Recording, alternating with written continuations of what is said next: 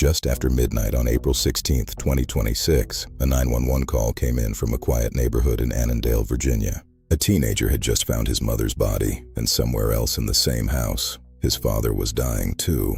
The man at the center of this story wasn't just any father. He was one of the most prominent black politicians in American history. A former federal prosecutor, a lieutenant governor, a man who once had a real shot at becoming governor of Virginia. This is the complete story of Justin Fairfax. His rise, his fall, and the tragedy that ended everything. Before we get into what happened that night, you need to understand who Justin Fairfax was. Because without that context, this story is just a headline. With it, it becomes something much harder to look away from. Justin Fairfax was 47 years old, a Harvard-educated lawyer, a man who grew up understanding exactly what it meant for a black man to succeed in American politics, and how quickly it could all be taken away. He had built something extraordinary, and then piece by piece he watched it collapse. What happened in that Annandale home in the early hours of April 16, 2026 was the final chapter. But the story started long before that night. Justin Fairfax didn't come from political royalty. He earned everything the hard way. Born in 1979, Fairfax grew up partly in New York before eventually making Virginia his home. He graduated from Duke University, then Columbia Law School. He joined the Department of Justice as a federal prosecutor, the kind of career path that makes people sit up and take notice. But it was 2017 that changed everything. That year, Fairfax ran for lieutenant governor of Virginia, and he won, without ever having held a single public office before. That almost never happens. When he took office, he became only the second African-American ever elected statewide in Virginia. The first, Douglas Wilder, back in 1985. That's how rare this was. That's how significant this was. People started saying his name in the same sentence as future governor, future senator. Some even whispered, future president. He was that kind of politician.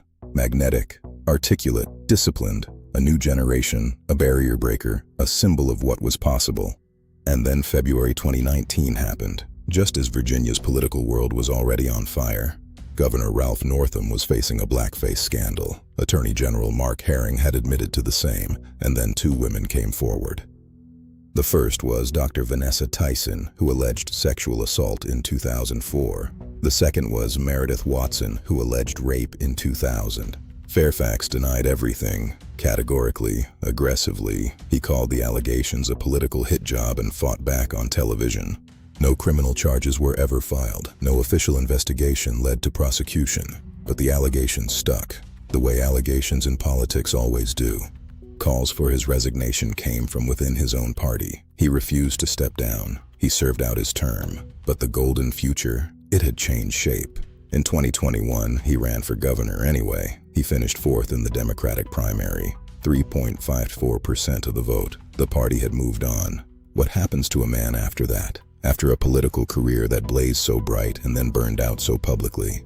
By most accounts, Justin Fairfax tried to rebuild. He returned to private law practice. He stayed in the Annandale home with his wife, Cerina. On the outside, life continued.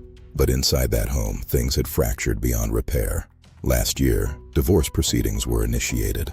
The details hasn't been fully reported, but sources describe the divorce as messy. By April 2026, they were still under the same roof. They were in separate bedrooms, separated in every way that mattered, just not yet legally. The grief, the tension, the silence. We don't know exactly what happened in the hours leading up to that call. Sometime after midnight, Justin Fairfax shot his wife Cerina multiple times.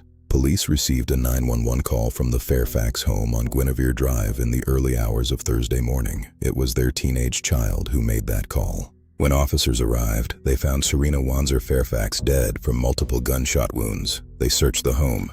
10 minutes later, in a separate bedroom, they found Justin Fairfax with a self-inflicted gunshot wound to the head. He later died. Police Chief Kevin Davis stated, Justin Fairfax shot several times and killed his wife, ran to a different part of the home, and then killed himself. Both teenagers were in the home. They were physically unharmed, but no child walks away from a night like that without being permanently changed. By Thursday morning, the news had broken everywhere. A man who once stood at the podium of the Virginia Senate had become a breaking news alert. It would be easy to reduce this to a cautionary tale about ambition, or let the 2019 allegations color the ending, but that would be too simple.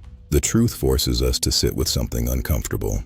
The gap between public image and private reality is something almost none of us can truly see. Justin Fairfax was a symbol. To his children, a father. To Cerina, a husband. Every person here was a human living something more complicated than a headline. Cerina Fairfax did not deserve what happened to her. She was a mother trying to move forward. She deserved to get there. Domestic violence doesn't discriminate. It happens in quiet suburban homes to people with degrees and careers, and far too often it ends exactly like this. According to the CDC, the most dangerous period for victims of abuse is during separation or divorce. That is a documented, horrifying fact. Let's take a step back. Justin Fairfax rose to become one of the most prominent black politicians in Virginia history, elected in 2017. In 2019, allegations surfaced. He denied them and survived politically, but his career never recovered. By 2025, his marriage was ending. In the early hours of April 16, 2026, it all ended. A future president, 2 teenagers, and a woman named Cerina, who deserved better. If this video gave you something to think about, please hit that like button. Subscribe for coverage that goes deeper than the alert on your phone. Drop a comment. How should we remember Justin Fairfax? The politician he was, or the tragedy he became? I'll see you in the next one.